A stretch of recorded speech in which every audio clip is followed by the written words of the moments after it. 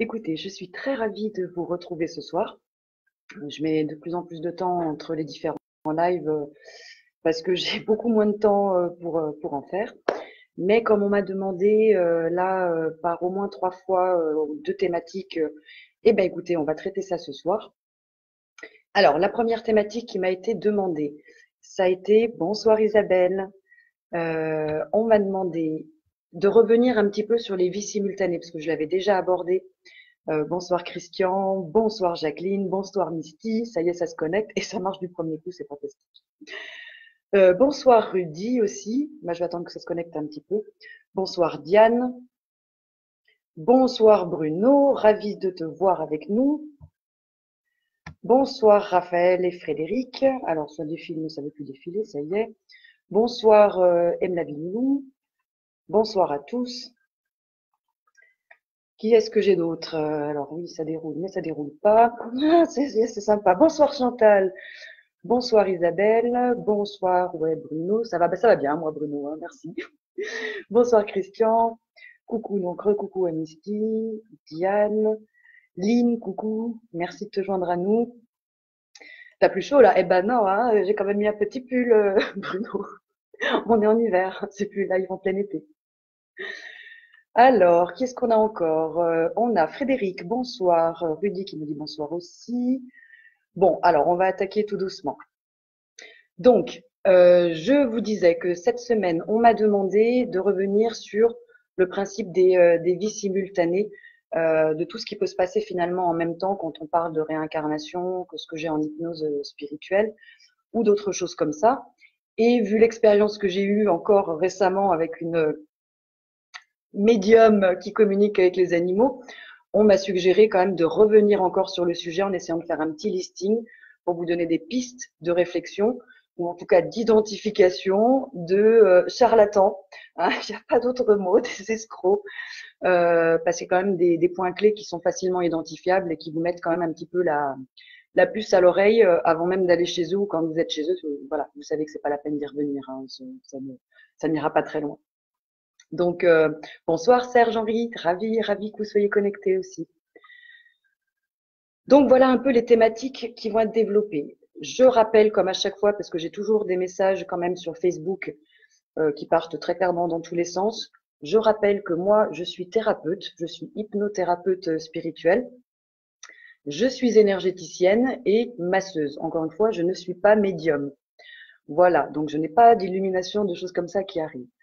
Toutes mes pratiques peuvent être faites à distance, sauf les massages. Donc, n'hésitez pas d'ailleurs à penser pour les fêtes de fin d'année, soit au rapport d'astrologie, numérologie, soit un soin énergétique, soit une séance d'hypnose spirituelle, parce que je fais des bons cadeaux. Donc, ça peut être sympa de penser un petit peu aux autres et à ses proches, ou à vous-même et de vous faire un petit moment très sympa. Bonsoir Ladi, c'est toi qui m'as posé en particulier une des questions, donc tu vas être servi. Daniel, bonsoir. Michel Akatiasso, toi aussi, tu m'as posé des questions en rapport avec Ladi et Chantal. Donc, la première thématique va répondre à tes questions. Et bonsoir Jean-François, ravi aussi que tu sois là. Sinon, je rappelle aussi que, comme à chaque fois, les propos que je tiens n'engagent que moi. Je ne fais aucun prosélytisme. Je ne suis pas pour quelconque dogme que ce soit. Je n'impose rien à personne. Chacun prend ce qui lui parle, ce dont il a envie. Bonsoir Amandine. Bonsoir Samuel. Bonsoir Marina. Bonsoir Stéphanie. Eh ben, dis donc, nous avons du monde, c'est cool. Je ne fais donc aucun prosélytisme, je n'impose rien à personne, ça n'engage que moi. Chacun prend ce qu'il veut, ce qui lui parle, à la hauteur de son niveau de développement spirituel. Si ça ne parle pas, laissez tomber, passez à autre chose. C'est que c'est pas pour vous, c'est pas votre moment, c'est pas ça, et c'est pas très grave. Voilà. Dernier point que je veux rappeler, c'est que c'est bien vous qui me posez les questions et moi qui réponds en fonction ou de mon expérience ou de mes lectures ou de ce qui se passe dans mon cabinet professionnel. Ce n'est basé que là-dessus et encore une fois, ça ne met en cause que moi. Vous prenez ce que vous voulez. Voilà. Bon, j'ai plein de petits cœurs, c'est génial. Bonsoir Anne-Sophie et bonsoir Amandine aussi. Donc, alors, pour la première thématique sur les vies simultanées, J'en avais un petit peu parlé déjà, mais je vous le redirai au fur et à mesure du live. Quand j'ai parlé d'hypnose spirituelle sur les réincarnations, quand j'ai parlé de l'être réel dans le monde de la dualité, le monde de la réalité, et lors de l'enfant intérieur. Mais on me demande, et bonsoir Jacqueline aussi, quel plaisir, on me demande de repréciser un peu. Alors, j'avais essayé de l'aborder un peu simplement. Si on me le redemande, c'est que pour certains, c'est pas encore super clair. Donc, je suis désolée, je vais être obligée de passer un gros cap et de vous amener un peu en physique quantique sans trop vous perdre parce que c'est un sujet qui est quand même très compliqué. Mais je vais essayer de vous reprendre cette thématique-là et de vous expliquer en quoi et comment toutes ces vies qu'on a se déroulent tout en même temps et en quoi ça nous impacte. Voilà, ça c'est pour la première thématique. Donc, c'était des choses que j'ai déjà abordées. Je veux pas faire trop compliqué, mais c'est vrai que comme on est quand même pas très très loin de la physique quantique et des multivers et des différents espaces-temps qui ont été découverts scientifiquement, il va falloir qu'on parte un peu là-dedans. Donc, j'essaie de vous expliquer. En fait, on crée des multiples soi, des doubles de nous-mêmes, un peu comme des avatars, qui vont vivre sur d'autres plans, simultanément, dans d'autres espaces-temps, pour que ces avatars-là puissent vivre d'autres expériences, s'en sortir, nous donner des clés et réciproquement. Moi, ce que j'apprends, je vais leur donner aussi des clés. Donc, on peut vivre plein d'incarnations en même temps. Mais quand je dis plein, on ne parle pas que de 10, 100 ou 1000 incarnations. Ça peut être 10 000, ça peut être 100 000 incarnations simultanées. Pour essayer de vous expliquer ça, puisque j'ai déjà donné mes exemples lors des différents lives précédents, il y en a quelques-uns que je vais reprendre, mais je vais essayer de m'appuyer sur un des livres de Frank Lobvet, Un homme debout, qui a aussi traité ce sujet-là de manière beaucoup plus compliquée. Pour quelqu'un qui dit qu'il faut lâcher prise, c'est très très prise de tête, mais ces exemples sont très bien. Donc je vais essayer de reprendre un petit peu quelques-uns de ces exemples et de vous les développer. Comme ça, vous allez comprendre à quel point toutes nos incarnations s'impactent les unes les autres et que tout se déroule simultanément, exactement au même moment. Premier exemple que Franck donne, et je l'ai appliqué à un de mes ex, parce que du coup, je me suis vachement retrouvée dans cet exemple-là. Donc, Stéphane, exemple. Stéphane se casse une patte en snowboard en 2003. En même temps qu'il se casse sa jambe, il va libérer en même temps un trappeur canadien, par exemple, qui a le pied prisonnier dans un piège à loup. Je développe.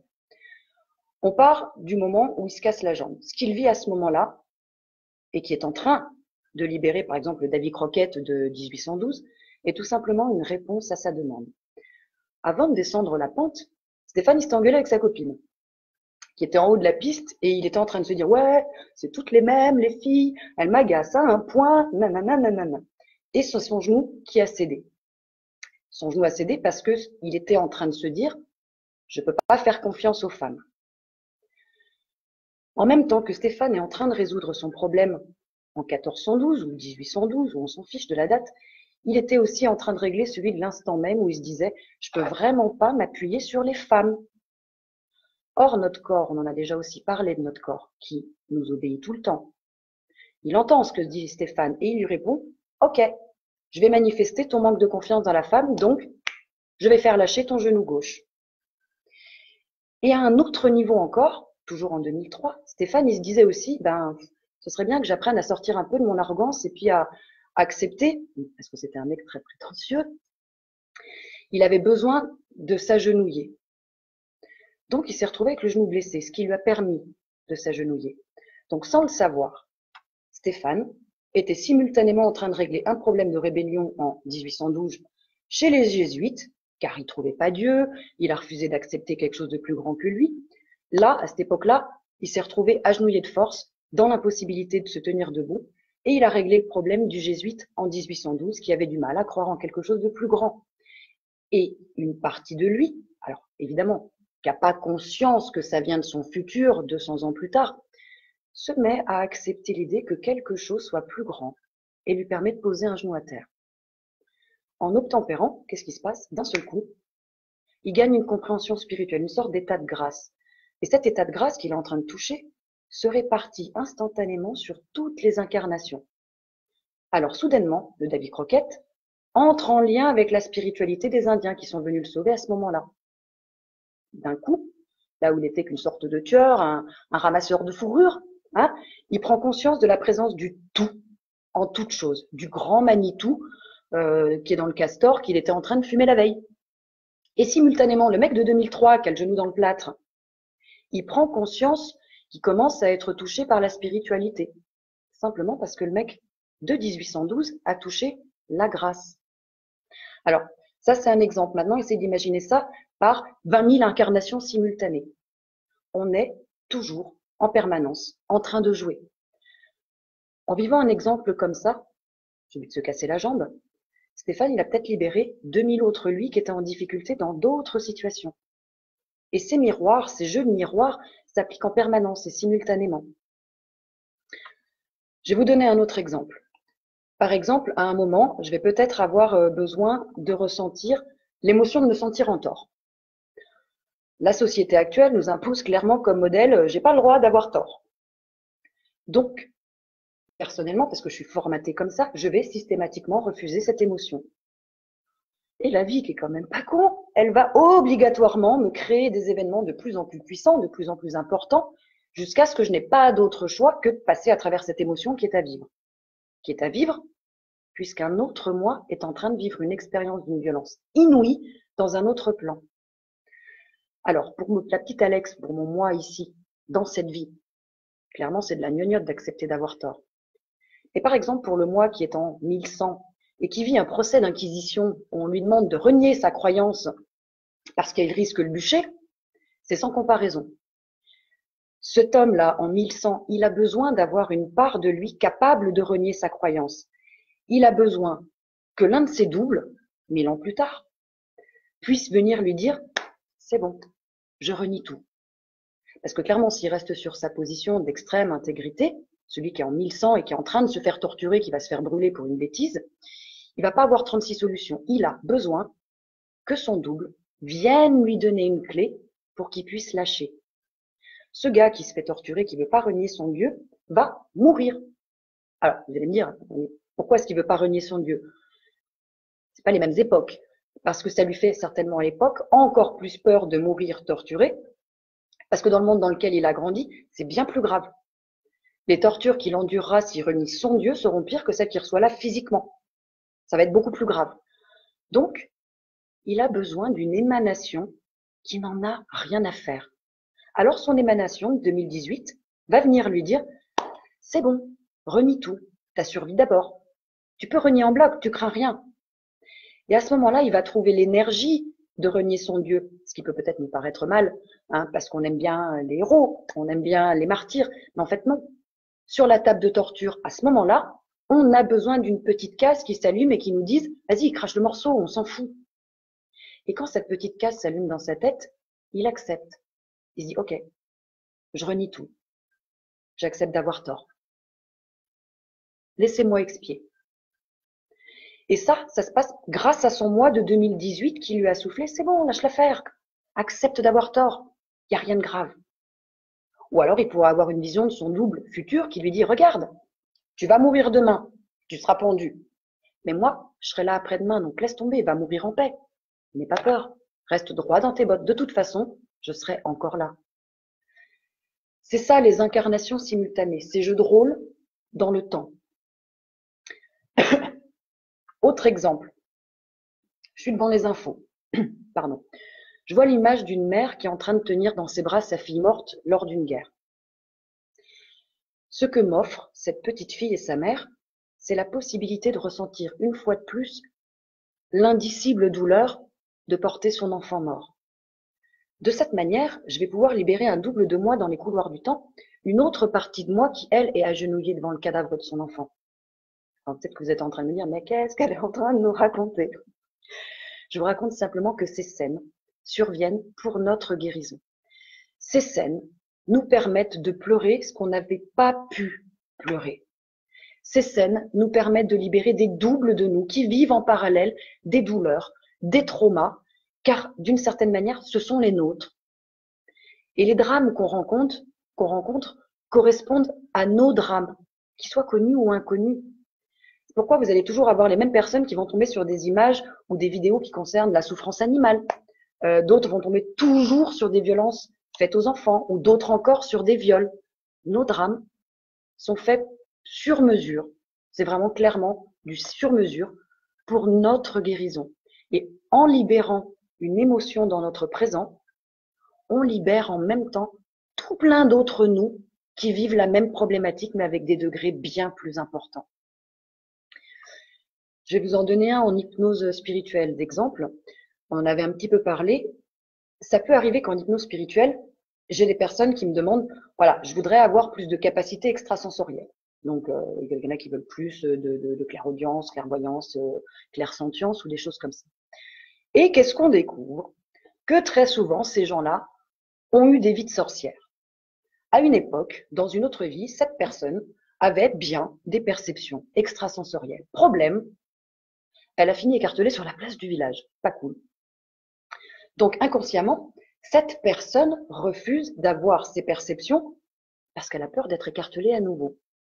Alors, dans la séance d'hypnose, qu'est-ce qu'on fait? Évidemment, on libère tout ça et on ramène des clés dans sa vie présente. Mais ce qui est super drôle, c'est que ça arrive assez fréquemment que la personne, elle me raconte qu'en parallèle, au boulot, son patron, la houspille, mais t'es qu'un con, mais regarde ce que tu viens de faire, tu nous mets dans une situation pas possible, on va perdre du chiffre, là-dessus les collègues qui en rajoutent, tu nous mets dans une situation qu'on s'en sortira pas. Bref, qu'est-ce qui est en train de se passer? Elle est en train de se faire écarteler sur la place publique et de revivre la situation. Qu'est-ce qu'il faut en comprendre? Que bien souvent, les obstacles qui surviennent dans nos vies, on a tendance à réagir toujours en hurlant ou en se plaignant, en disant ouais, ma vie c'est une putain de catastrophe quoi. J'ai que des obstacles, y a rien qui aboutit, ça échoue tout le temps. Ce qu'il faut comprendre en fait, c'est qu'on a besoin de ressentir de nouveaux sentiments, que celui d'être celui qui va être écartelé, par exemple, par tout le village, pour réaccéder à nos perceptions extrasensorielles. En général, quand un problème surgit, retenez-le, c'est important, c'est la solution. Ce qu'on appelle en fait des merdes, des emmerdements, c'est la solution. Tout ce qui apparaît dans notre vie est une solution à l'une de nos demandes. Là aussi, je continue sur les exemples et après je vais vous les expliquer. J'avais déjà traité, je crois que c'était dans la vidéo 14, sur l'écriture automatique, l'enfant intérieur, la médiumnité, l'effet miroir, un truc comme ça. Je vous avais déjà parlé de l'enfant intérieur. Je vais essayer de vous donner un exemple peut-être plus concret que celui que j'ai mis dans la vidéo. Imaginons que moi, j'ai vécu un traumatisme à l'école primaire. Autour de mes 7-8 ans, un groupe d'élèves m'a rejeté et ça a généré un truc très violent chez moi qui fait que j'ai très mal vécu le truc. Je sais que cette peur du groupe joue sur mon adulte que je suis devenue aujourd'hui. Qu'est-ce qu'il faut faire? J'ai besoin d'aller guérir ce traumatisme afin d'avoir plus de facilité dans ma vie d'adulte pour entrer en relation dans un groupe. Donc, je vais faire quoi? Je vais aller à la rencontre de mon enfant intérieur, de ma petite Alex. Je vais aller lui parler. Je vais aller la rassurer. Je vais peut-être lui dire, par exemple, voilà, je suis toi plus tard, je viens de l'avenir, alors sois rassuré. Oui, je sais, les enfants sont méchants entre eux, mais c'est pas grave. Tout va bien se passer.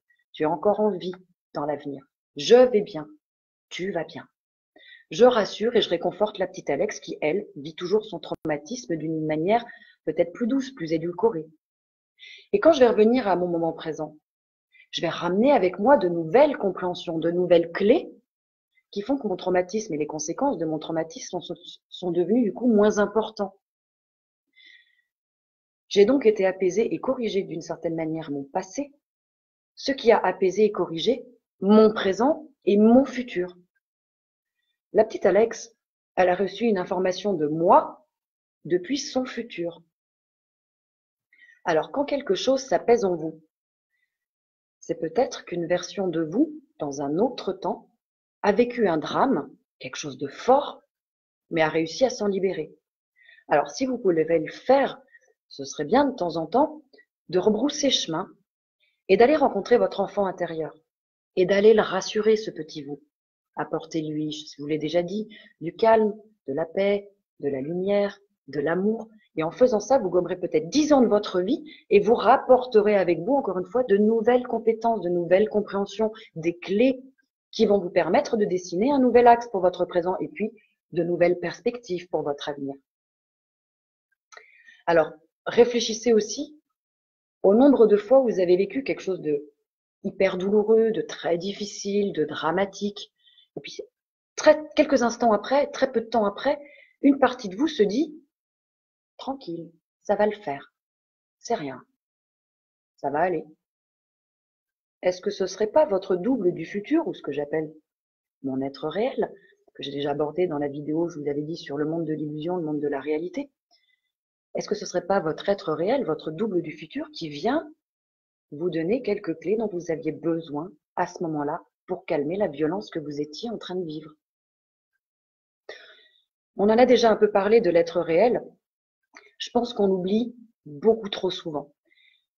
Intégrez maintenant qu'il est là, actuellement avec vous, dans la pièce à vos côtés, en train de vous regarder, en train de vous aider.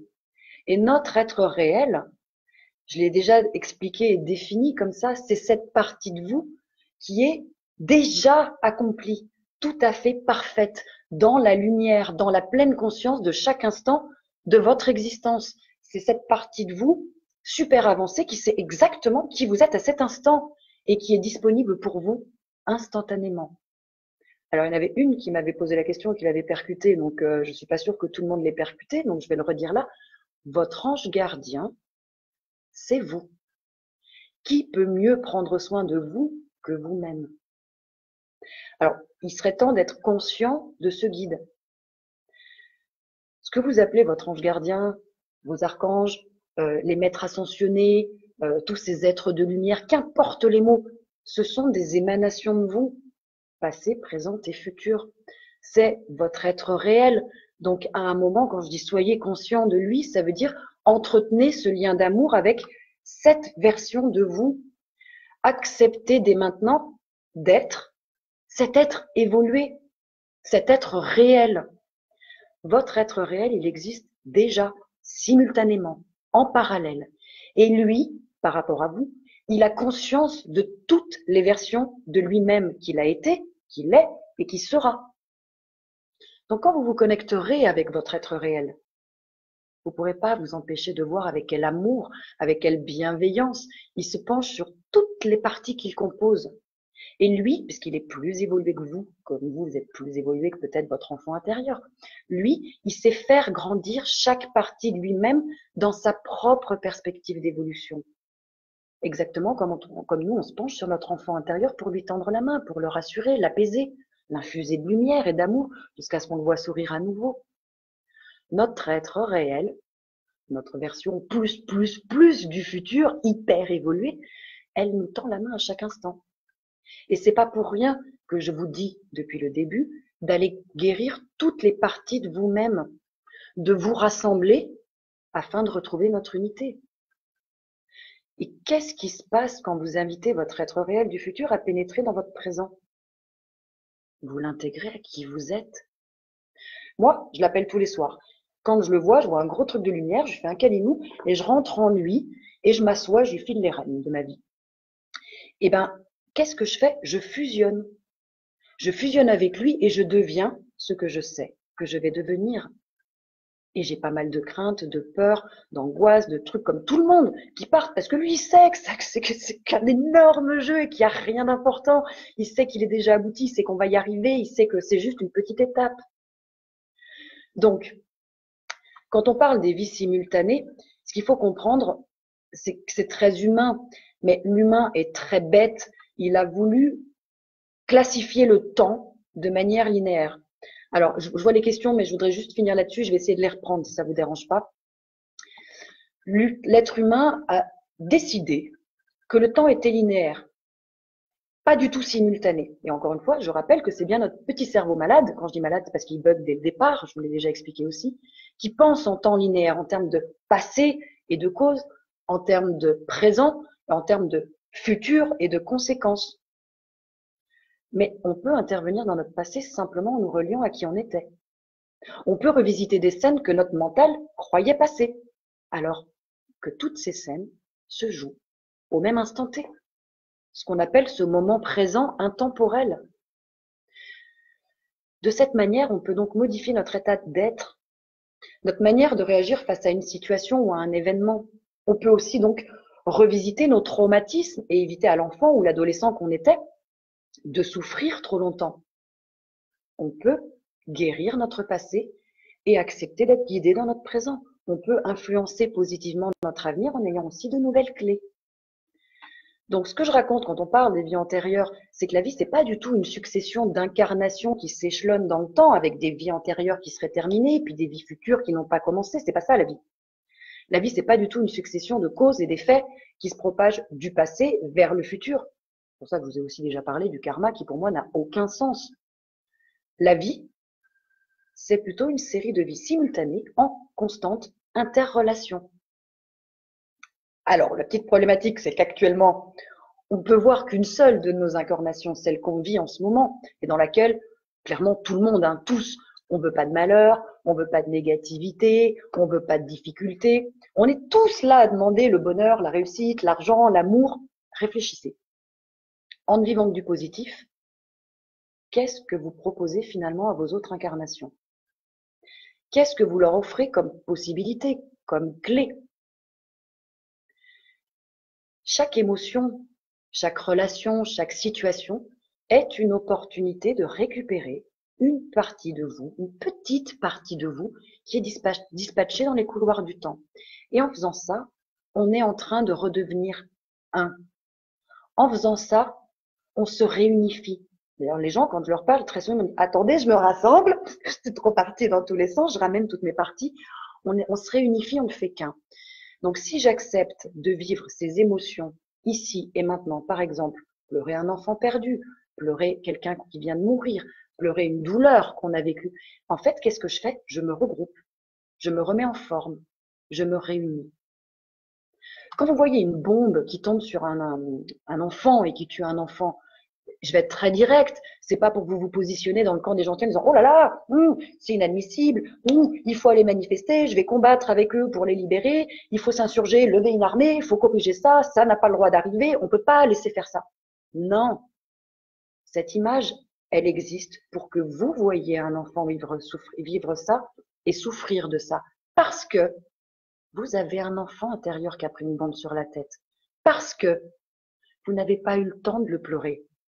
Cette image, elle existe pour que vous puissiez aller regarder cet enfant qui pleure, vous laisser traverser par ce qui vous fait mal et vous acceptiez enfin de pleurer sans raison. Et quand vous acceptez de pleurer cet enfant qui meurt, vous libérez votre enfant qui a pris une bombe. Le problème, c'est que si vous refusez votre émotion, vous allez créer et recréer encore toute une autre série d'événements, une nouvelle série d'expériences qui va vous amener à retrouver la douleur de cet enfant qui meurt. Alors chacun à son niveau, mais ça peut être un enfant qui se fait agresser par sa mère et taper par sa mère, et vous allez vous dire, mais putain, quelle conne, c'est inadmissible, les gens c'est vraiment des cons. Mais ce qu'il faut comprendre, c'est qu'un hologramme dans votre vie, pour que vous preniez conscience que votre petit vous, qui a pris une baffe de trop, a besoin de pleurer. Et c'est que lorsque vous accepterez de vous laisser traverser par votre dégoût, votre colère, votre sentiment d'injustice, que vous allez libérer votre autre vous bloqué dans les couloirs du temps. Alors, prendre une baffe quand on avait 2 ans, c'est une petite émotion. On est d'accord.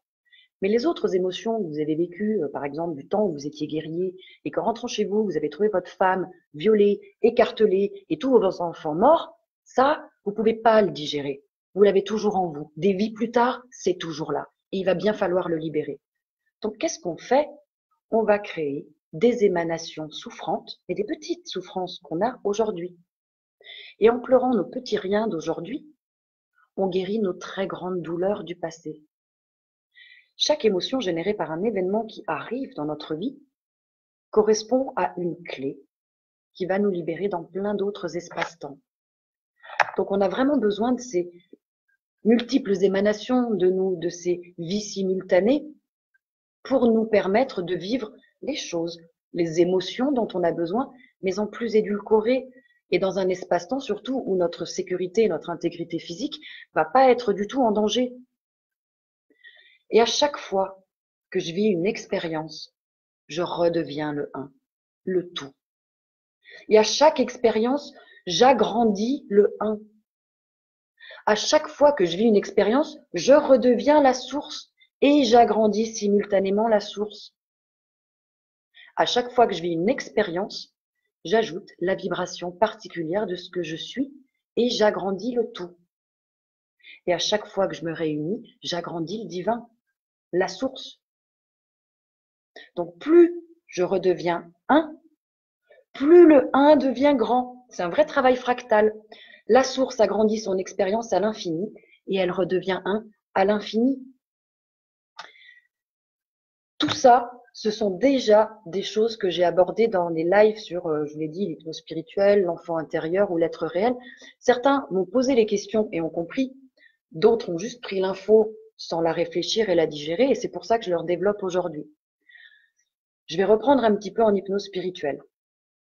En hypnose spirituelle, la personne, elle est allongée sur le lit dans mon cabinet pro, et elle va rencontrer des versions d'elle-même passées, ramener des clés pour débloquer son moment présent, où elle va explorer des versions futures d'elle-même, et ramènera des compétences ou des connaissances qui lui sont nécessaires.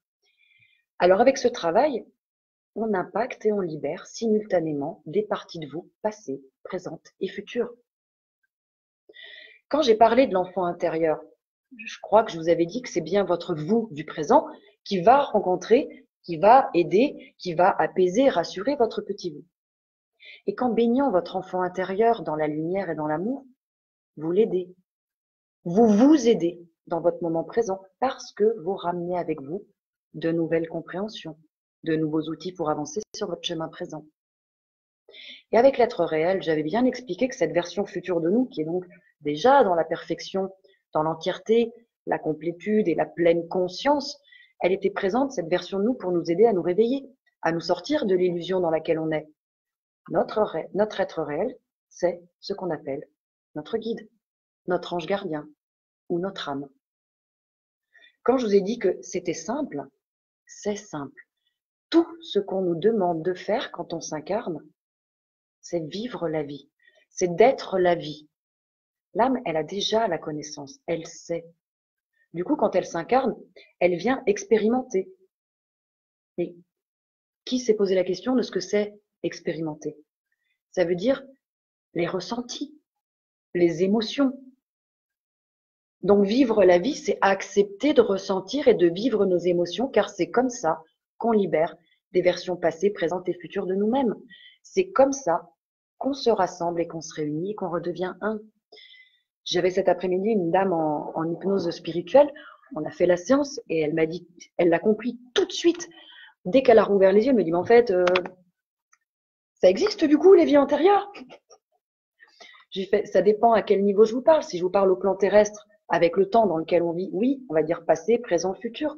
Mais là, vous venez très bien me comprendre que vous étiez sur le lit avec moi et que vous avez exploré différents espaces-temps et que tout se passe en même temps et que vous ramenez toutes ces compréhensions maintenant et que ça impacte et le passé et le présent et le futur. Elle avait tout compris. Elle a eu un déclic comme ça sur la séance. Donc voilà un petit peu ce que je pouvais redévelopper avec de nouveaux exemples et réapprofondir peut-être ce que j'avais un petit peu dit sur les vies simultanées. Ça a une utilité.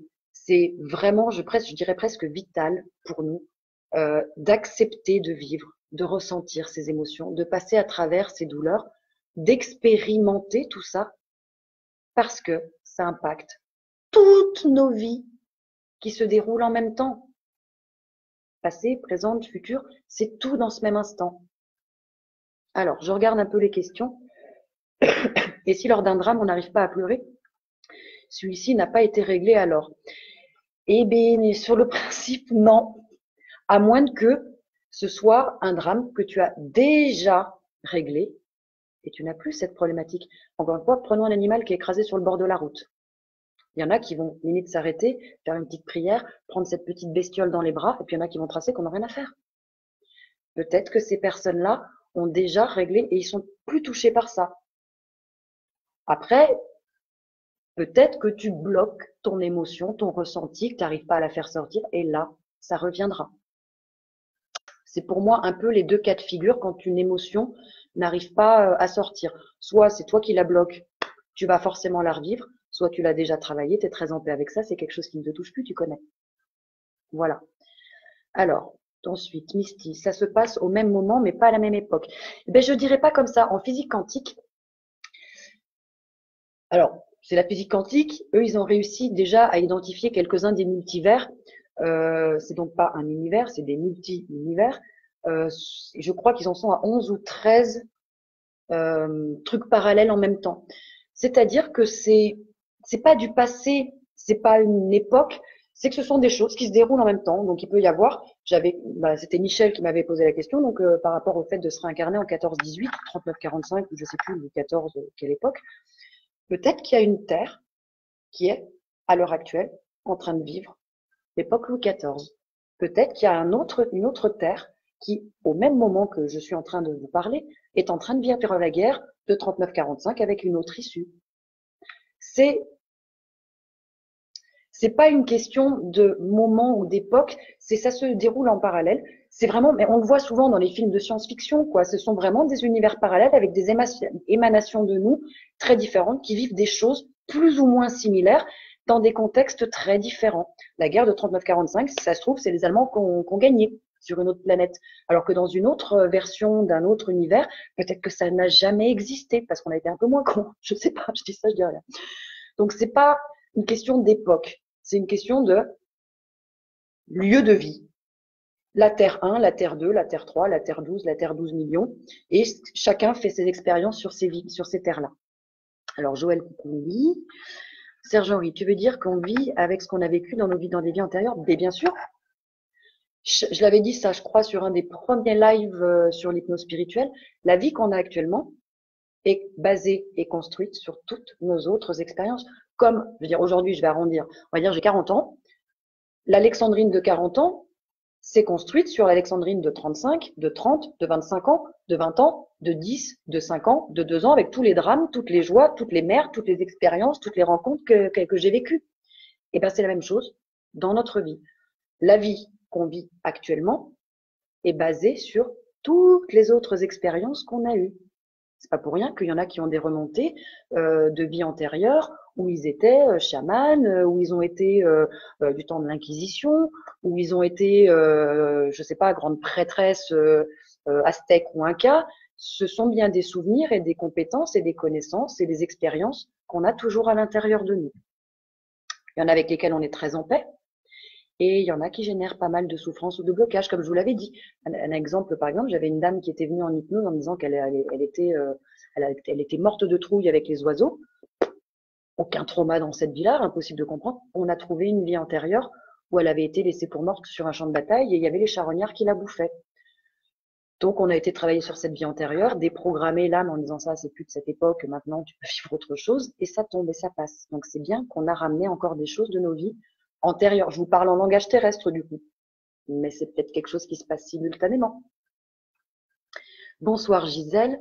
Jean-François, tu ne donnes que des exemples d'incarnation dans le passé, y en a-t-il dans le futur par rapport à moi en 2018? Je donne des exemples dans le futur, je n'arrête pas de parler de notre être réel. Et lui, il vient bien du futur. Donc après, moi, je ne peux pas vous donner vos exemples, je vous ai donné les propres miens. À vous d'aller connecter votre être réel et d'aller lui parler. Et forcément qu'il va venir vous donner des clés, il va venir vous donner des informations. Je vous avais dit, moi, il est venu me donner un cadeau, il m'avait donné mon manteau d'amour dans lequel j'enveloppe beaucoup de gens. La Terre entière. D'ailleurs, quand je fais des soins à la planète, j'enveloppe toute la Terre dans mon manteau d'amour pour apaiser un peu tout ça. Donc, c'est un exemple du futur. Après, j'en avais donné des exemples du futur aussi quand j'avais traité en hypnose spirituelle, là aussi, les projections dans le futur, dans les vies futures probables. Donc, c'est vrai que j'ai pas tout repris aujourd'hui parce que c'est quand même des choses que j'ai déjà traitées. Alors, bonsoir Isabelle. Bonsoir Carole. Ah oui, c'est vrai, Carole, bonsoir. Bonsoir Guillaume. Parfait pour Jean-François. Bonsoir Aline. Marcel, ravi aussi que vous soyez connectés. Lily, bonsoir. Franck aussi, ravi que tu sois là. Alors, la souffrance animale ou la maltraitance, c'est que nous avons été maltraités. C'est pareil, je l'ai déjà dit, pour chacun, il peut y avoir différentes explications. Moi, je peux mettre que des pistes de réflexion. Tant que j'ai pas les gens en hypnose, je peux pas être affirmative. Mais la souffrance animale, ça peut être qu'on a maltraiter les animaux. Ça peut aussi vouloir dire qu'on a été animal et qu'on a été maltraité et qu'on apprend un coup à être bourreau, un coup à être victime et on réagit pas tous de la même manière selon comment on a évolué et retenu les leçons. Il y en a qui vont pas encore une fois être chamboulés par la violence ou la maltraitance animale. Peut-être parce qu'ils sont complètement indifférents et qu'ils s'en foutent comme de l'an 40 parce qu'ils sont pas du tout à travailler ça actuellement. Peut-être parce qu'ils l'ont déjà travaillé et qu'ils savent encore une fois que c'est juste rien dans cette multitude d'univers, dans cette multitude de vies, dans ces espaces-temps, dans ce qu'on vient apprendre. C'est pas la réalité dans laquelle on est. Donc peut-être que ça vaut pas le coup de se prendre la tête et de perdre de l'énergie pour ça. Ça, je peux pas répondre moi tant que j'ai pas les gens en hypnose. C'est juste des pistes de réflexion. Brigitte, Larry, bonsoir. Donc la vision sur le Hudson River, mais ça on en avait parlé, l'a dit. Ça peut être une émanation de toi qui est, parce qu'on a déjà vu qu'il pouvait aussi y avoir 2, 3 incarnations simultanées sur Terre. Donc moi, je te l'avais dit au téléphone, je pense que c'est l'un de tes toits qui est en train de vivre ça et qui est en connexion avec toi et qui t'envoie ces infos. À moins que tu aies un souvenir pré-incarnation où on t'avait fait une série de choix et c'est peut-être un choix que tu n'avais pas retenu ou alors donc que tu as retenu et que tu as mis une autre incarnation dessus. Voilà. Mais je suis pas sûre, je te l'ai dit, que ça puisse être par contre ta prochaine vie puisque, à mon avis, la carte de l'Hudson River aura largement changé d'ici ta prochaine vie. Ça va tout péter, le cours d'eau aura changé, les immeubles se seront peut-être écroulés, on en aura bâti d'autres. Je pense pas, je te l'avais dit, que ce soit une projection du futur. Après, encore une fois, à toi d'écouter ton ressenti. Si tu es persuadé que c'est un truc futur, garde-le. C'est moi qui me trompe, encore une fois, je te l'ai dit. Tant que je t'ai pas en hypnose, je peux pas valider le truc. Serge-Henri, j'ai ma réponse, super. Bonsoir Sophie, bonsoir Cédric, bonsoir Larry, bonsoir Jacqueline, c'est clair. Et ouvre davantage sur le 1, la grande guérison, la grande compassion. Super Jacqueline, ravie. Rudy aussi, le golf, bonsoir. Alors Michel, est-ce possible de vivre 2 vies en même temps, par exemple, prof d'histoire à Paris et physicien au Canada? Alors Michel, je te renvoie au live que j'avais fait donc sur les incarnations, réincarnations, parce que je l'ai déjà traité et j'ai donné 2, 3 personnes que j'avais eues qui avaient en effet quelques incarnations simultanées. C'est-à-dire que j'en avais un qui avait une vie en Asie, qui avait, je crois, une vie au Canada ou aux États-Unis, et une, il était, je crois, chauffeur routier dans les Landes. Donc oui, maintenant je rappelle, parce que je l'ai quand même déjà dit, que ni les âmes ni les guides ne poussent à avoir plusieurs incarnations simultanées, et je parle vraiment d'incarnation, donc là dans un corps en même temps, parce que c'est compliqué, c'est fatigant, ça demande aussi beaucoup d'énergie. Par contre, quand l'âme a vraiment envie de progresser vite, elle le demande et les guides acceptent et à ce moment-là, on a 2, 3 incarnations simultanées. Mais il faut bien entendre que c'est pas fréquent et que c'est plutôt rare. Et ce sera jamais une âme débutante ou limite pas une âme intermédiaire qui va le faire. Ce sont des âmes plutôt expérimentées. Serge-Henri, merci pour ta réponse. Parfait, si ça a été. Misty, je visualise mieux les choses avec tes explications. Génial que ça vous parle, tous. Marie-Hélène, bonsoir. L'a dit parfait. Ok. Patricia, peut-on revivre un moment de notre existence actuelle? Alors, je comprends pas la question. Revivre un moment de notre existence actuelle. Est-ce que vous pouvez, Patricia, me redétailler la question ou me la préciser? Parce que je vois pas ce que je vais répondre du tout. Je veux bien essayer, mais là, je vois. Voilà un petit peu. J'attends la dernière question de Patricia avant de basculer sur l'autre sujet, qui va être plus léger et beaucoup plus drôle, je vous assure tout de suite. Mais c'était important. Salut Laurence. D'ailleurs, je vais parler de toi et dans ce live et dans le prochain, un petit peu. Surtout dans le prochain, parce que là, je vais parler de Virginie qui m'a filé un contact de merde et je dirais que toi, tu m'as donné un très bon contact. La prochaine fois, je redétaillerai. Alors, Patricia, j'attends la question. À trop vouloir évoluer, je me perds sur différents chemins. À un moment, comme je n'arrête pas de répéter, Lynn, il faut savoir faire simple. Et tu n'es pas la seule quand tu es dans des ouvertures, que ce soit des thérapeutes, que ce soit, je veux dire, des personnes juste lambda. On a envie et on pousse beaucoup trop de portes, on court après 1 milliard d'informations, on lit beaucoup trop de bouquins, on va faire des formations pour les thérapeutes et clairement on se paume. C'est pas pour rien que je répète depuis le début, écoutez-vous. Faites simple. Vous avez forcément les réponses. Ça sort tout le temps dans les séances d'hypnose spirituelle. À chaque fois qu'on part de formation en disant voilà, tu es un guérisseur, tu es médium, tu es clairaudient, je pose la question au guide en disant mais est-ce qu'il ou elle doit partir en formation? Je vous l'ai déjà dit 9 fois sur 10, les guides sont morts de rire. Ils sont pétés de rire. Mais non, tu l'as déjà fait. Tu sais faire, fais-toi confiance. Accessoirement, pour un sur 10, ils vont dire ok, une petite formation histoire d'avoir un cadre. Mais si vous le faites, c'est que vous l'avez déjà fait. Ça remonte toutes ces informations quand on en a besoin. Toutes ces émotions, tous ces trucs-là, ça remonte exactement au bon moment. Arrêtez d'intellectualiser les trucs. Et je sais que ça peut être le minster qui dit au camembert tu pues, vu le cerveau que j'ai, hein. Mais arrêtez d'intellectualiser les choses, arrêtez de faire compliqué, arrêtez d'aller chercher des savoirs théoriques, abstraits. Ça, votre âme, elle l'a déjà, elle sait fait. Tout, elle sait faire. Tout ce qu'on vous demande, c'est d'expérimenter. Juste éclatez-vous, vivez, ressentez les choses. C'est pour ça, en fait, on va gagner du temps. Il n'y a pas de mission de vie. Je l'ai déjà un petit peu dit. Il n'y a pas de mission de vie. On n'est pas là pour apprendre un paquet de trucs. On est là juste pour vivre, ressentir, puisque notre âme, elle peut pas le faire quand elle est dans le monde spirituel. Elle vient se confronter à ses ressentis. Donc, accepter de prendre le côté beaucoup plus léger de la vie, beaucoup plus drôle, beaucoup plus dans le jeu, beaucoup plus dans eh ben je m'éclate et puis bah il y a des trucs pourris, eh ben je l'accepte parce que c'est cool, je suis en train non seulement de me libérer, de libérer du futur, du passé, tout en même temps. C'est simple. Arrêtez de croire qu'on est là pour apprendre, arrêtez de croire qu'on est là pour expier, arrêtez de croire qu'on a des missions de vie et que si on réalise, on est des gentils, si on réalise pas, on sera puni. Pas du tout, c'est beaucoup plus simple que ça. Alors, Ladi me dit quoi? Merci Schooltime pour mon fils. Ok, d'accord. Est-ce que c'est pour ça qu'on a des sosies partout? Non, ça, je pense que c'est très différent. Je pense que non, avoir des sosies, d'abord, je pense que perso, moi, j'en ai encore pas croisé. J'entends bien quelques histoires par-ci par-là, mais je pense que c'est pas forcément en lien. Après, là, je peux pas dire, je n'ai aucune information du monde spirituel. Je me suis pas posé moi-même la question. Du coup, je la leur ai pas posée. Bah écoutez, Marie-Hélène, peut-être que je poserai un jour la question à des guides quand j'aurai quelqu'un en séance comme ça, parce que j'ai pas d'infos à part juste mon avis personnel et qui est peut-être complètement à côté de la plaque. Donc, bah, j'ai pas grand-chose à répondre parce que je vais peut-être vous dire une connerie. J'essaierai d'y penser un jour où j'ai un guide en séance, je leur dirai voilà, ça représente quoi finalement les sosies qu'on a. Est-ce que c'est juste du plan physique? Est-ce que ça a un intérêt au niveau spirituel? Est-ce que c'est voilà un double incarné? Je J'ai pas d'infos. Voilà. Je veux pas vous dire de bêtises, j'ai pas d'infos. Alors, Patricia, j'ai revécu un moment où j'étais à l'école, en primaire, comme si je m'étais dédoublée. Alors, je remonte pour voir la question. Est-ce qu'on peut revivre un moment de notre existence actuelle? Et je reviens voir, parce que j'assemble les morceaux. Et je sais pas quoi répondre, parce que là, l'explication, enfin, ce que vous me donnez comme info, c'est pas très clair.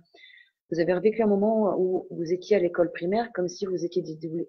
C'est-à-dire qu'au moment de l'école primaire, vous avez eu une émanation de vous dans un autre moment ou c'est actuellement où vous vous êtes vu à l'école primaire? Je sais pas trop parce que je sais pas quoi répondre là en fait encore une fois. À la rigueur, vous me contacterez en MP comme ça je pourrais le voir avec vous sur le cas plus précis à développer parce que là je sais que par écrit c'est compliqué. Euh, Patricia,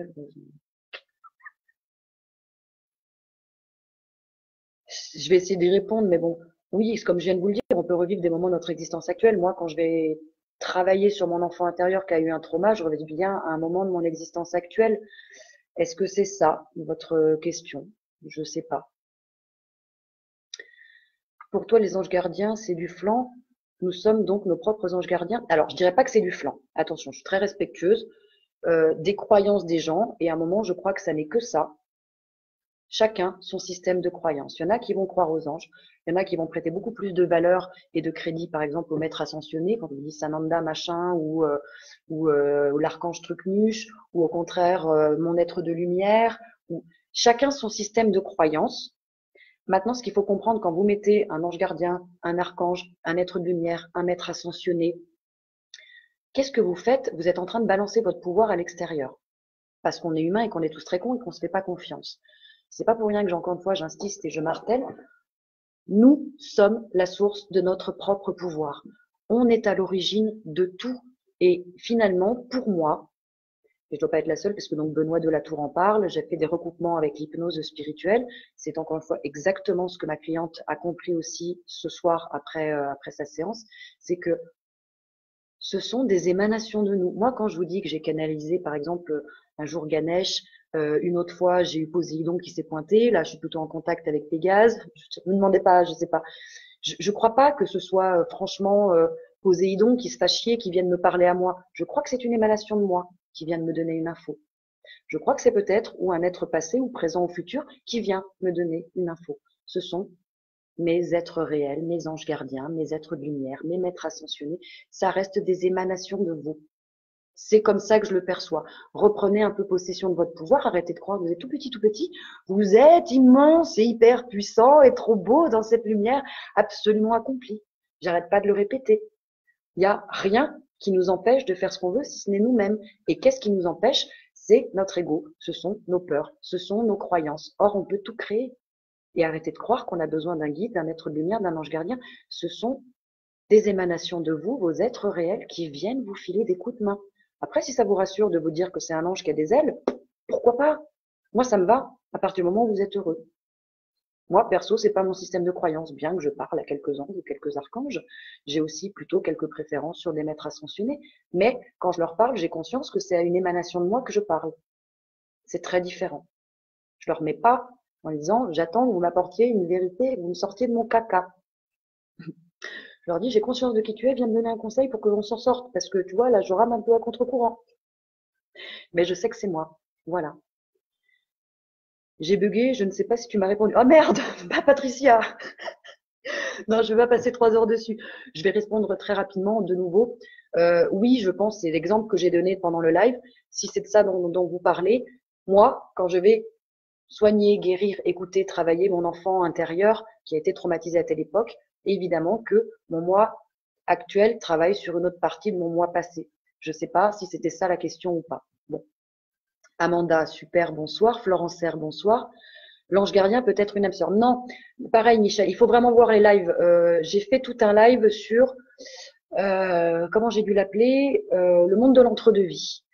Et dans le monde de l'entre-deux-vie, j'explique ce que c'est que les âmes sœurs.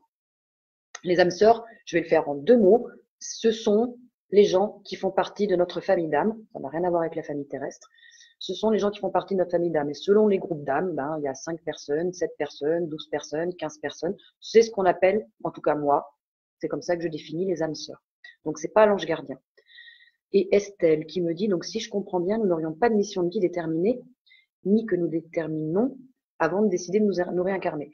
Ben, en fait, ça dépend, encore une fois, moi je l'aborde selon la personne que j'ai en face. Si j'ai quelqu'un qui est très terre à terre ou qui commence à peine à s'ouvrir ou qui est déjà beaucoup plus évolué, je ne vais pas utiliser les mêmes termes et je ne vais pas développer les mêmes théories. C'est pourquoi au début des lives sur l'hypnose spirituelle, je vous ai parlé des choix, je vous ai parlé des réincarnations, je vous ai parlé des missions de vie, je vous ai parlé qu'on venait apprendre et tirer des leçons.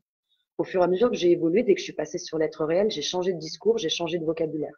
Et aujourd'hui, j'en remets une couche pour dire, pour moi, il n'y a pas de mission de vie.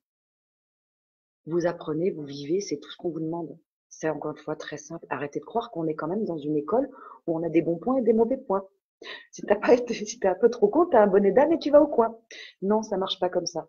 Tout ce que votre âme désire, elle choisit de s'incarner parce qu'elle veut vivre telle et telle expérience, parce qu'elle en a besoin pour grandir. Et elle va faire des expériences aussi bien de viol, de hyper joie, de bonheur, de galère, de toutes ces émotions que elle connaît, mais elle ne vit pas, elle ne les ressent pas. Comment vous voulez parler de la lumière si vous ne savez pas ce que c'est que l'obscurité? Comment voulez-vous être dans le bonheur quand vous ne savez pas ce que c'est que le malheur? Comment voulez-vous être dans la souffrance si vous ne savez pas ce que c'est que la jouissance? Pourquoi je vous ai fait un live sur la sexualité? Parce que c'est important, elle ne connaît pas ça, votre âme là-haut. Elle peut s'éclater sur terre que comme ça. Mais si vous voulez la jouissance, il faut bien connaître ce que c'est que la douleur et la souffrance. Donc il n'y a pas fondamentalement de mission de vie. La mission de vie, finalement, même dans sa définition, elle est toute explicite, c'est vivre. C'est tout. C'est hyper simple. Maintenant, si ça vous rassure, on peut en trouver des missions de vie. Ça dépend de votre système de croyance et de où vous en êtes. Vous pouvez pas. Quand on va chercher des missions de vie, on peut en trouver en hypnose spirituelle, hein, mais c'est des petits apprentissages comme ci, comme ça. Fondamentalement, il n'y en a pas. Vous venez juste expérimenter pour que votre âme elle puisse grandir à l'infini, intégrer dans ce côté fractal que je vous ai expliqué, grandir, redevenir ce un et se reconnecter au tout. C'est tout. Il n'y a pas plus. C'est hyper simple. Patricia, super. Et bonsoir Cathy. Allez, on embraye parce que ça va faire 1 heure qu'on est sur ce sujet-là. Alors, comment identifier les charlatans? Oui, mon Dieu. Donc, on en a déjà parlé, déjà 1 ou 2 fois, avec des manières de l'aborder différemment. Mais là, c'est vrai que j'ai eu un truc tellement magique que quand j'ai raconté, on m'a dit non, non, faut que tu fasses un live dessus.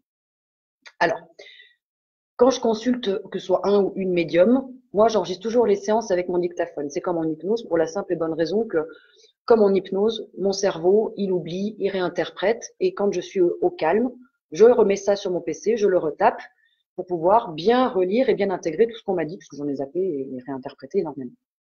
Donc on m'a dit que c'était un très très bon exercice, puisque clairement, il y a un paquet de choses qui sautent aux yeux. Alors, je vais vous raconter la dernière que j'ai testée, c'était magique.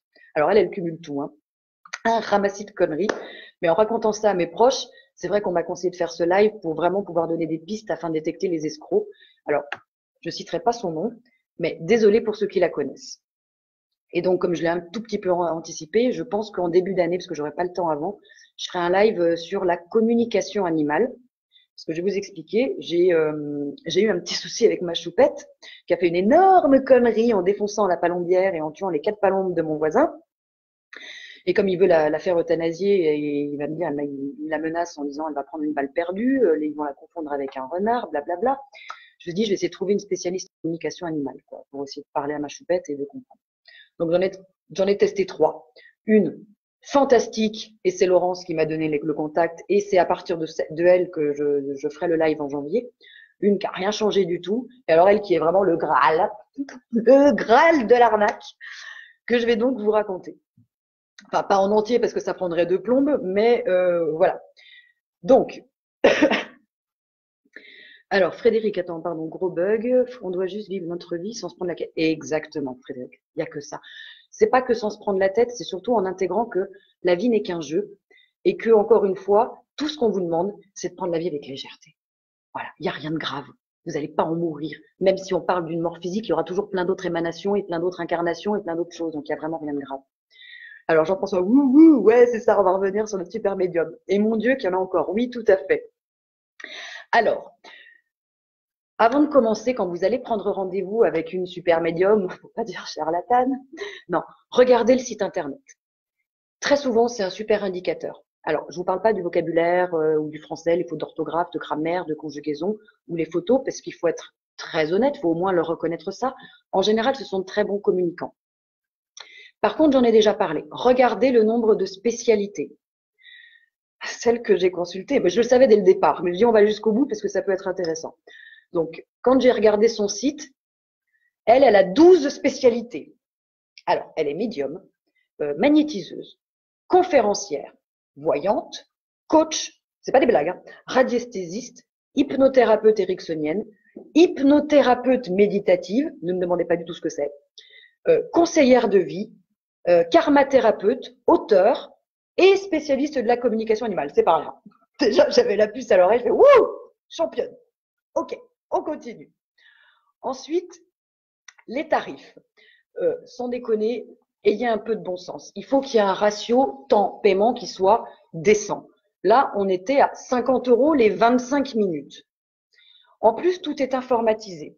Donc, la prise de rendez-vous est informatisée, le paiement se fait par PayPal, à aucun moment il y a de l'humain. On ne parle pas à cette dame-là avant le jour de rendez-vous, aucun contact direct. Alors attention, hein, j'en ai fait d'autres avec des médiums qui, eux, fonctionnent que par SMS et qui ne vous parlent pas non plus avant. C'est un indicateur. Alors, la séance elle-même. Donc déjà, il y a déjà 2 petits trucs à regarder, 2-3 petites choses à voir avant. La séance en elle-même, un moment inoubliable. Déjà, elle décroche sur Skype, j'ai pris un moment de recul parce qu'elle n'était pas coiffée du tout, elle avait les cheveux en bataille, j'ai failli exploser de rire, j'ai eu peur. Passons. Au bout de 3 minutes, elle s'emmitoufle dans une vieille couverture, on aurait dit une vieille sorcière toute barrée. Alors, d'accord, Il faut pas juger les gens sur leur aspect, mais quand même, c'est un petit indicateur, faut savoir.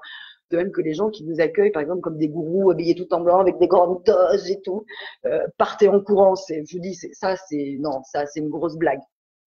Voilà. Donc, l'aspect extérieur, il faut quand même penser un petit peu à deux, trois trucs un peu de bon sens aussi, quoi. Ouais, elle est même pas masseuse, quoi. C'est bien une compétence qui lui manquait. Ensuite, elle attaque la séance et me demande si je lui ai envoyé la photo de ma chienne avec les questions. Ah, là, je me dis mal barré parce que je lui rappelle qu'il y a déjà au moins 3 semaines qu'elle a toutes les infos, donc clairement, elle a rien préparé. Alors, pendant que le temps défile et que moi, je paye mes putains de 50 €, elle commence à prendre connaissance de mon email et, sans mauvais jeu de mots, elle me brosse dans le sens du poil. Oh, qu'est-ce qu'elle est belle, votre chienne. Oh, qu'est-ce qu'elle est belle. Ah oui, elle est belle. Alors, je fais super. Hein. Moi, je sais qu'elle est magnifique, ma poupette. Hein. On n'a toujours pas commencé la séance en même temps. Et je vois bien que le temps défile. Donc, pas de préparation. Elle sait même pas pourquoi je la consulte. Je fais waouh. On démarre bien. Là, ça peut être aussi un petit indicateur, les gens qui cherchent à vous faire perdre du temps et qui à aucun moment sont dans le truc. Hein.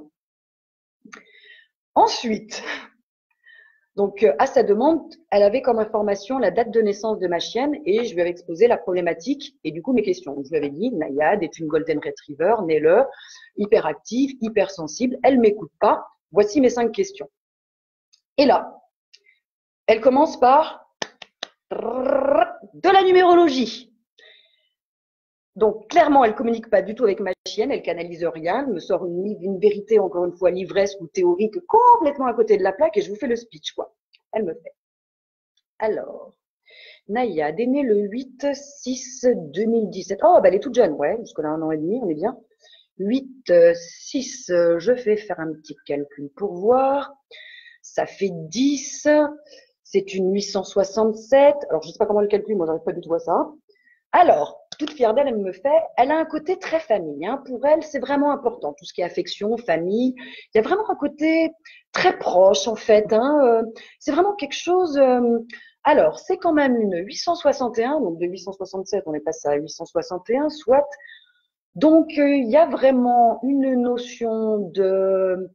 Il y a vraiment cette notion pour elle de se sentir un peu très sensible, en fait. Il y a vraiment cette sensibilité. Hein. Elle a vraiment besoin de. Dans ce que je vois de ses énergies, elle a vraiment besoin de bouger. Il y a vraiment cette idée. C'est un chien qui a vraiment besoin de bouger. Alors, je regarde vos questions. Alors, est-ce qu'elle peut m'expliquer son affection pour tout le monde? Elle va même pas jusqu'à la fin de ma question. Elle fait bon ben voilà. Dans ses incarnations passées, elle a toujours été très famille, donc elle a besoin d'exprimer, de dire son affection. C'est quelque chose d'important pour elle. Hein. Alors attendez, je vais mettre ma petite laine, voilà. Pour qu'elle est née en 26-6, donc dans son chemin de vie, elle est vraiment liée à la famille, à l'affection, hein, au groupe. Hein. Et donc, elle a ce besoin pour elle d'être toujours très affective. Il y a vraiment ce besoin. Et puis alors, la première chose que je vois dans ces photos, c'est qu'effectivement, c'est de l'amour, quoi. Ah, il y a vraiment beaucoup d'amour. Hein. Elle a vraiment besoin d'être expressive hein, et d'exprimer son amour pour les autres. Bon, allez, on arrête. Là, je me dis, ok, c'est mort, on est parti pour du grand n'importe quoi. Ah, putain. Donc, sachez que les thérapeutes, les médiums, etc., qui partent complètement à l'ouest par rapport à votre demande de départ, c'est un très gros indicateur. Autre exemple, un jour, je voulais tester un soin Lemuria. Et alors, la dame, elle m'a fait aussi une totale. Elle me fait de la numérologie, un tirage de cartes sur son ordinateur. Elle prend mon taux vibratoire avant d'attaquer le soin énergétique. Alors, comment vous dire, ça s'appelle c'est du flan. Ça n'a rien à faire là. Je me fous de savoir, moi, que je suis un 8, que j'ai la carte chariot et que mon taux est de 75 000, de 100 000, de 2 000, j'en ai rien à foutre. Elle pourrait me faire la roue avec une plume dans le cul, ce serait pareil. Ça n'a rien à faire. Je viens pour un soin énergétique ou je viens pour parler avec ma chienne, tu me parles de ce que je demande. Point barre. Ensuite, rien que dans ces premières minutes, si vous avez fait attention, on remarque qu'elle fait que rebondir sur ce que je lui avais donné comme info au départ. Tout simplement en me donnant des synonymes. Je lui avais dit Nayad, hyperactive, hypersensible. Hyperactive, elle me dit quoi? Oh, il y a vraiment cette notion pour elle de sentir très. Qu'est-ce qu'elle m'avait sorti? Je reprends son truc. J'ai dit hyperactive. Oui, elle a besoin de bouger. Hein, c'est ce que je vois dans cette énergie. Elle a vraiment besoin de bouger, quoi. Oui, il y a vraiment cette idée. Hein. Et pour le côté hypersensible, elle me dit, oh bah oui, il y a tout ce côté affection, famille, il y a un côté très proche, elle a été très famille, elle a besoin d'exprimer, de dire son affection, hein, c'est quelque chose de très important. Ah oui, elle a ce besoin d'être affective, hein. Il y a vraiment ce besoin-là. Oh, la première chose que je vois, c'est que effectivement, hein, c'est de l'amour. Elle a beaucoup d'amour, elle a besoin d'être expressée. Pas du tout de ma gueule, quoi. Donc ça, c'est du français, mais ça s'appelle juste du délayage linguistique. Sur 2 mots que je lui ai donnés, elle a déjà fait 4 minutes de synonymes. Donc c'est vide et nul. Alors quand les gens n'ont pas de connexion, il faut aussi savoir qu'ils vont à la pêche aux infos. Ils vous font parler et ils rebondissent sur ce que vous venez de dire. Ils exploitent la moindre info que vous allez lâcher. Donc clairement, ils ne sont pas du tout en réception, hein. Ils vont broder tout autour de ce que vous leur racontez. Quand vous avez des vrais médiums, des vraies personnes en connexion, il n'y a quasi rien à dire. Si la personne elle est vraiment connectée, c'est plutôt vous qui allez rebondir sur ce qu'elle vous raconte que elle qui va rebondir sur vous. Et c'est l'autre exemple que je vous raconterai en janvier avec l'autre dame qui fait de la communication animale. Donc, à un moment, en plus, cette femme-là, elle me dit qu'elle est en pleine connexion avec Naïade et que ma Naïade est très, très réceptive. Alors, comment vous dire? Moi, ma choupette, elle était couchée à côté de moi, elle ronflait comme un sonneur de cloche, en train de galoper comme ça dans ses rêves. Ouais, je la sentais super réactive, là, c'est clair. J'étais morte de rire, quoi. Donc, voilà. Ça, faites attention à tous ces petits points. Vous savez que vous êtes à côté de la plaque, vous êtes tombé sur un bon numéro. Autre point, pendant qu'elle canalise ma chienne, quasi toute la séance, elle était comme ça. Elle avait les yeux fermés, elle fronçait les sourcils, elle mettait la main sur son front, comme ça, pour bien insister, pour me montrer ostensiblement qu'elle est en relation avec ma chienne. Clairement, elle cherche à me convaincre par son attitude physique, puisque elle n'a rien de concret à me dire. Donc, soit vous avez des canalisations, vous n'avez pas besoin de faire, encore une fois, de simagrée. Vous n'avez pas besoin de faire un spectacle et un show à la Hollywood, quoi. Moi, j'en ai aussi des énergéticiens qui font des rôles énormes à vous péter les tympans pour bien vous expliquer qu'ils sont en train d'expulser un truc négatif qu'ils ont absorbé. C'est pas nécessaire. C'est pas un gage de qualité non plus. Autre chose qu'on peut remarquer avec ces gens comme ça, c'est qu'ils vont chercher votre assentiment. À chaque fois qu'elle m'a sorti une connerie, c'est d'abord annoncé comme une évidence, et elle cherche à m'impliquer avec un « vous voyez ce que je veux dire ?» Je vais vous donner 2-3 exemples. Elle me dit « elle vous aime, hein. Vous voyez ce que je veux dire ?» Ouais, super. Elle m'a dit aussi « c'est comme si entre vous, il n'y avait pas de communication. Vous voyez ce que je veux dire ?» Ouais, c'était ma question de départ, on n'arrive pas à communiquer. Alors, elle me dit, donnez-lui des friandises. Vous voyez ce que je veux dire? Ouais, je suis pas plus con qu'une autre, jusque-là, je comprends. Donc là aussi, énorme platitude. Ensuite, est-ce qu'il y en a? C'est vrai qu'elle m'a fait, je vous dis, quand je vous dis qu'elle m'a fait la totale, c'était magique. Le contenu même de la séance était d'une vacuité sans nom. Un vrai délayage linguistique avec tout et son contraire. Des platitudes hallucinantes. Des creux avec beaucoup de ce qui lui laisse clairement le temps d'inventer une jolie histoire. Et quand je vous dis tout et son contraire, je vais vous donner des petits exemples de passages, et ça s'arracher les cheveux. Imaginez que je me suis tapé 25 minutes comme ça, hein, donc alors elle me sort un truc à un moment pour me dire, elle entend ce que vous dites, mais que elle n'arrive pas, comment dire, il y a un côté un peu têtu, mais c'est pas ce qu'elle essaye de me dire. C'est qu'elle entend vos... C'est comme si elle me disait que vous y preniez pas de la bonne façon, en fait. C'est un peu l'idée. En fait, euh, c'est un peu comme si elle vous prenait, elle, vis-à-vis de vous, un peu comme sa sœur. Et vous savez, quand une sœur dit quelque chose à sa sœur, ben, on la prend pas sur le ton de l'obéissance. Vous voyez ce que je veux dire? Comme vous lui parlez, c'est bien, et pourtant ça lui convient pas. Non, ça lui convient pas. Il y a quelque chose qui lui convient pas. C'est parce qu'elle vous voit un peu comme sa sœur. Et je pense que c'est un peu comme quand une sœur dit, ben viens, on n'a pas envie de l'écouter. Alors, ok, j'entends le viens, mais elle l'entend. Mais c'est comme si elle n'avait pas envie de l'écouter. Alors, c'est pas qu'elle est désobéissante, mais c'est comme si c'était de la désobéissance. Mais pour elle, elle le voit pas comme ça. Donc, ça fait déjà 10 minutes ou 15 minutes qu'on est dessus. C'est juste ma question de départ et là, on n'avance pas. Alors après, elle m'explique gentiment qu'il faudrait que je dise à Nayad que malgré la confiance, il faudrait quand même qu'elle obéisse. N'hésitez pas à lui dire, voilà Nayad, je sais que tu as confiance en moi, mais il est important pour moi que tu écoutes. Mais en même temps, je suis en train de lui envoyer le message, hein, donc vous inquiétez pas. Il est important aussi pour moi que tu dois m'écouter, hein. Cette notion d'écoute.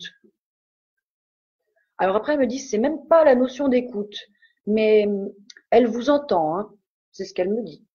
C'est pas la notion d'écoute, mais d'obéir. Après, elle me dit, en tout cas, dites-vous bien que dans votre communication, c'est pas totalement catastrophique puisqu'elle entend. Elle entend. Elle entend ce que vous dites. Déjà, elle l'entend, mais elle l'applique pas. Mais elle entend. Donc déjà, c'est plutôt bien. Je fais, putain, sans déconner. Moi, ma béto, elle me l'a déjà dit que ma chaîne, elle est pas sourde. Je suis bien contente de savoir qu'elle entend. Euh, ah oui, elle me dit, je pense qu'elle est capable d'entendre, hein. Oui, elle me dit qu'elle est capable d'entendre vos demandes. Mais il faut juste qu'elle accepte de recevoir des ordres de vous, en fait. Mais c'est surtout ça, en fait. Le vrai problème, c'est qu'elle accepte pas d'avoir des ordres.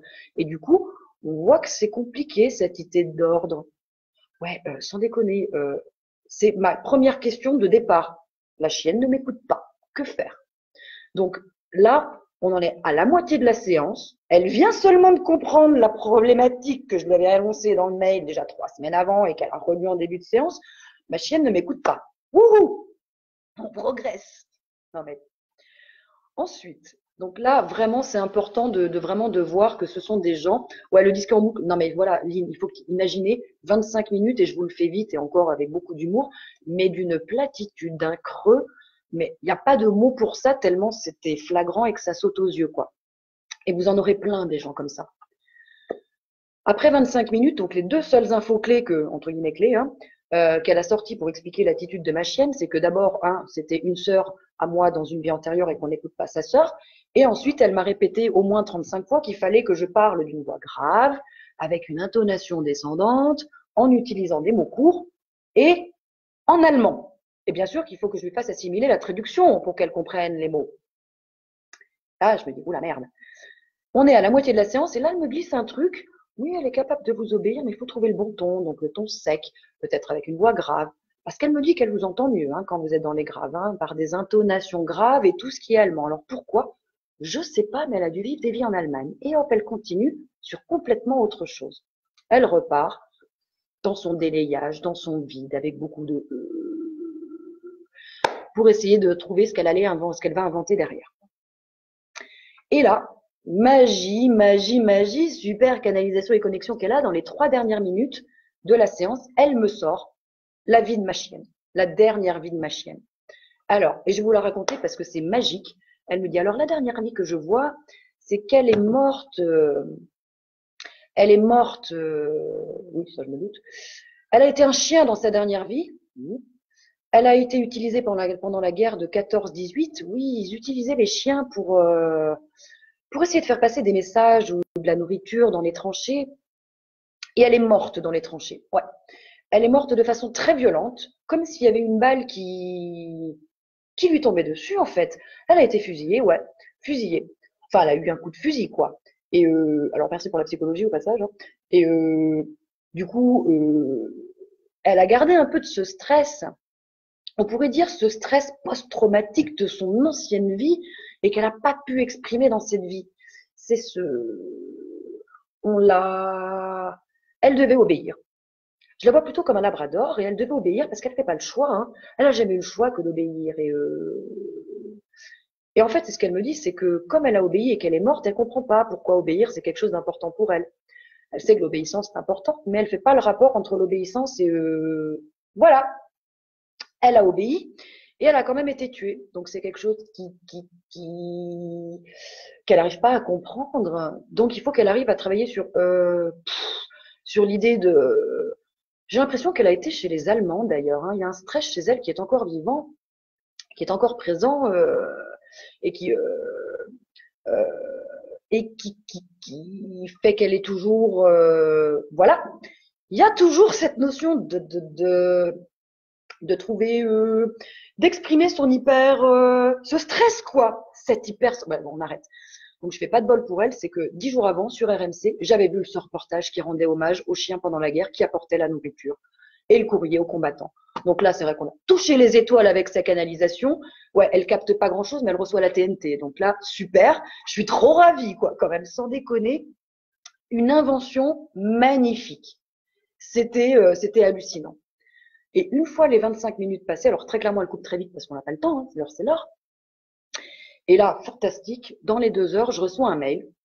Cher Fournier, vous avez pris une séance avec truc, un tel. N'hésitez pas à laisser un témoignage dans le livre d'or et hop, elle me met le lien à cliquer pour pouvoir y accéder. Sachez que j'ai écrit 2 livres. Le premier titre avec le lien pour commander sur Amazon, le deuxième titre avec le lien pour cliquer sur Amazon. Et si vous souhaitez reprendre rendez-vous avec un tel, cliquez sur le lien suivant. Donc, de nouveau, hyper mercantile, très impersonnel, très froid, distant et informatisé à nouveau. On est bien. Je vous l'ai fait vite, mais c'était une séance épuisante. Donc, en résumé, quand vous allez contacter des énergéticiens, des médiums, que ce soit pour les animaux, pour vous, des voyants, des choses comme ça, faites attention à tous ces points suivants. Je reprends le site internet avec le nombre de spécialités. Les tarifs. Moi, j'ai vu des médiums qui sont à 50, 70, 80 euros les 20 minutes. Faites le ratio à l'heure. C'est pas possible, c'est exorbitant, c'est du vol. Lors de la séance, maintenant, faites attention et observez son attitude physique et son apparence extérieure. La gestuelle, je vous avais dans un autre live aussi parlé d'un médium qui, pour se connecter à mon guide, il me tapotait sur les genoux, il faisait des passes devant le ventre, ou voilà, les tenues de gourou, ou l'autre qui fait ça sortir comme ça. C'est fait pour vous impressionner, mais c'est juste du vent. Derrière, il n'y a rien. Les meilleurs canaliseurs, les meilleurs channels, pardon, canaliseurs, c'est très moche, j'ai fait une faute de français. Canaux, elle m'a perturbée, elle m'a tué cette conne. Pardon. Ce sont des gens normaux, qui s'habillent normalement, qui se tiennent normalement et qui vous parlent normalement. Ensuite, le contenu. Dès que vous arrivez sur un truc hyper superficiel, très brouillon, la séance qui progresse pas du tout, sa pensée à elle, par exemple, qui ne s'affine pas, qui se contente de banalité, de répétition, d'invention clairement pour meubler. Faites attention aux reprises, aux répétitions de vos propres informations aussi. Toutes les hésitations, clairement à peine déguisées, hein, vraiment pour chercher. Vous en aurez aussi beaucoup qui vont utiliser un vocabulaire, je veux dire, pseudo-scientifique ou très pointu, ou en fait clairement incompréhensible pour se donner de la contenance et vous perdre. Même moi qui m'y connais un peu, j'en ai une ou deux qui m'ont fait le coup et me sortent des phrases et des trucs. Je fais genre, mais qu'est-ce que tu veux dire, quoi? Parce que là, je ne comprends pas. Tu as mis des mots les uns à la suite des autres pour faire bien, mais ça n'a aucun sens quand même.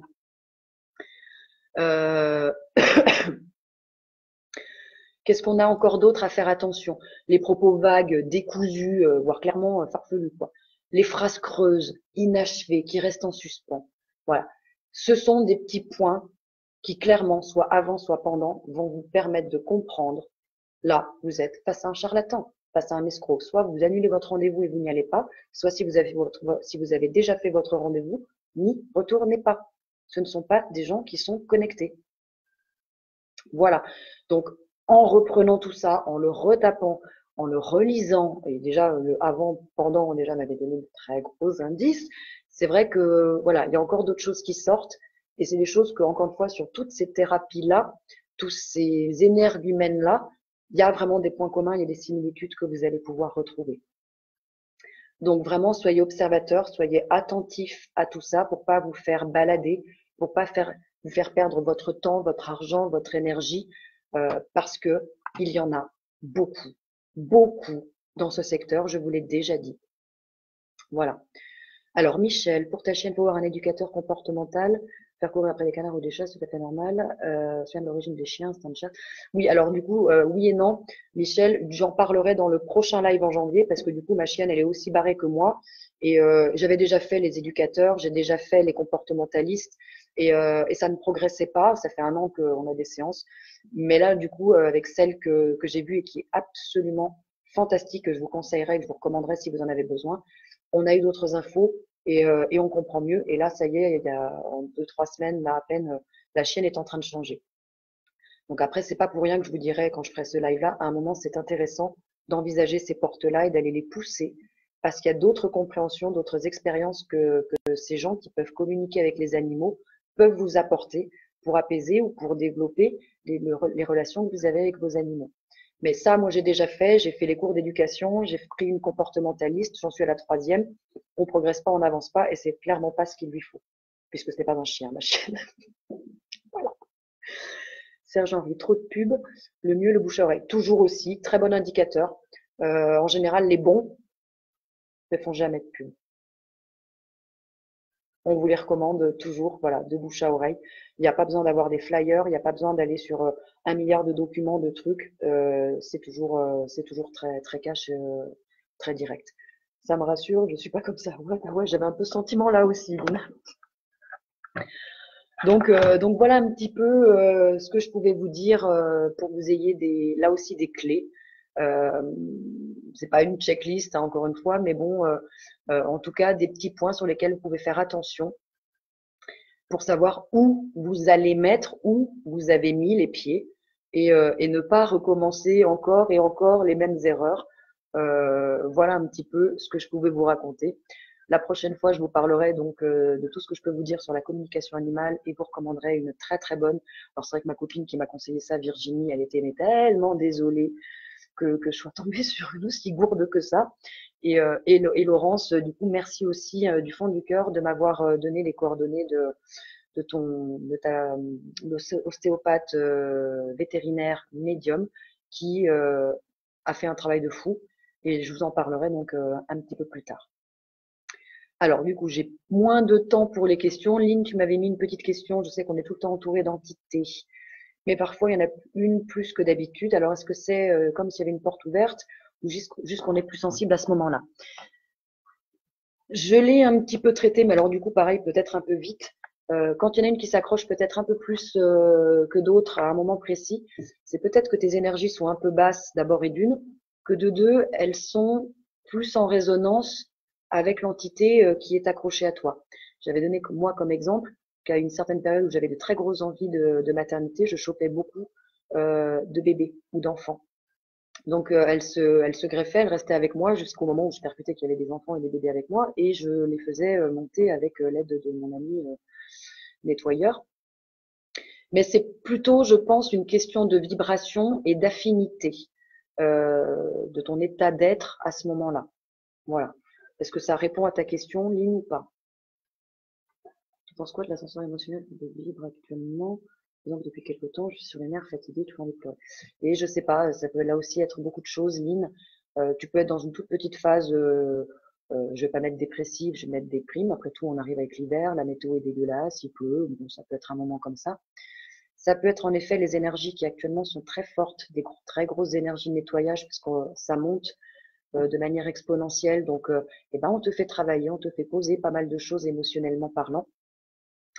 Ça peut être que tu es en résonance et en effet miroir avec une situation, un événement, une personne, et que justement ça te demande d'aller faire cette libération spécifique ou particulière. J'ai pas de réponse. Encore une fois, je suis désolée parce que j'ai l'impression que je dis souvent la même chose, mais je peux pas en 3 minutes te dire comme ça. Voilà, ton ascenseur émotionnel, c'est dû à ça. Si j'étais un mec, je dirais ouais, c'est que t'as tes règles. Ouais, super, trop bien. La prochaine fois, tu fermes ta gueule. Non, mais ça peut être beaucoup de choses. Oui, je te dis, les énergies actuellement chamboulent. Elles sont très fortes. Il y a un très gros nettoyage qui est fait. Donc, plus tu vas être dans l'acceptation et laisser sortir ça, plus tu passeras à travers ça beaucoup plus facilement. Après, tu es peut-être juste dans une période fatiguée à l'entrée de l'hiver, comme beaucoup de gens. C'est absolument normal aussi. Bah, tu laisses passer. Hein. Voilà, y a pas, tu peux prendre du millepertuis. Voilà, si c'est une petite phase de déprime, prends un peu de phyto, fais-toi des infusions de millepertuis, ça passera. De rien pour Laurence. Ok. Laisse-toi pleurer. Peut-être que tu es juste en train d'illustrer tout le live que je viens de faire en disant voilà jusqu'à ce que vous pleuriez même sans savoir pourquoi et vous êtes peut-être en train de libérer ou vous avez été libéré par l'un de tes toits dans les couloirs de l'espace et du temps. Ça peut être ça aussi. Voilà. Mais je peux pas être affirmatif et te dire voilà si tu pleures c'est parce que voilà. Écoutez, j'espère que j'ai pu éclairer un petit peu les zones d'ombre qu'il y avait encore sur les vies simultanées, sur les charlatans et tout ça. Oh, les préjugés, comme quoi, hein, ça, les fans, machin. Eh oui, Jean-François. Non, mais on l'entend, on l'a tous tout entendu, cette réflexion à la con sur ouais, t'as qu'à pleurer, tu pisseras moins parce que t'as tes règles, machin. Euh, non, des fois, peut-être que nous avons des émotions aussi qui ont besoin de sortir et tout n'est pas dû à à notre cycle menstruel, quoi. Voilà. Donc, c'est pas que des idées reçues et des préjugés. Je pense que tu fais un sondage et tu demandes à toutes les femmes connectées, on a toutes déjà eu cette réflexion au moins une fois. Voilà, je dis ça, je dis rien.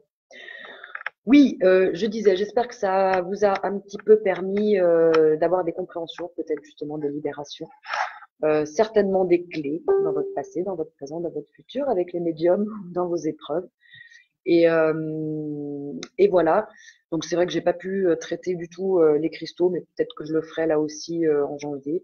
En janvier, je vais garder comme thématique la communication animale avec ce coup-ci une magnifique expérience à vous raconter. Peut-être les cristaux. Si j'ai d'autres questions d'ici là, évidemment, bah, je les intégrerai aussi. Donc pas de live avant le début d'année, voire même mi-janvier, vu mon planning. En tout cas, je le mettrai évidemment sur Facebook, je posterai ça, mais je vous souhaite à tous et à toutes de très douces et très belles fêtes de fin d'année, dans la paix, parce que je crois qu'il y en a besoin, dans l'amour et dans la lumière, entouré de tous ceux que vous aimez, qui vous aiment, et de bien terminer 2018, clôturer ce chapitre-là et d'attaquer tout frais, toute fraîche, la nouvelle année 2019, et de partir sur de nouvelles bases. Voilà. Encore une fois, merci à vous tous, merci d'avoir été présents, merci pour vos questions, pour vos soutiens, pour tout ce que vous m'envoyez. Encore une fois, j'espère que ça vous aide et que ça vous permet d'avancer un petit peu. Et vraiment tout le meilleur pour vous, plein de bonnes choses. Voilà. À très bientôt. Bonne fête de fin d'année. Au revoir.